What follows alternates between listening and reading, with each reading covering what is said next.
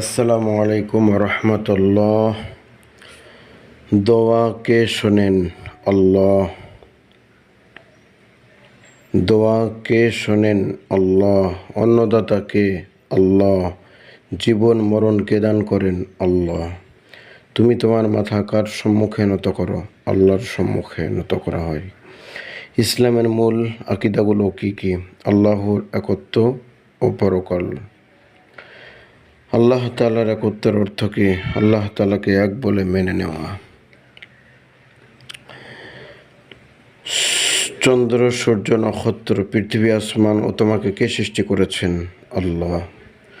সমস্ত বিশ্ব ভ্রমণগুলোকে আল্লাহ তাআলা কেমনভাবে সৃষ্টি করেছেন? নিজের অটুট শক্তি ও জ্ঞানের দ্বারা। ইসলাম কি শিক্ষা দেয়? ইসলাম এই কথা শিক্ষা দেয় যে আল্লাহ এক এবং অদ্বিতীয়, তিনি একমাত্র উপাসনার যোগ্য এবং হযরত মুহাম্মদ সাল্লাল্লাহু আলাইহি ওয়াসাল্লাম তার বান্দা ও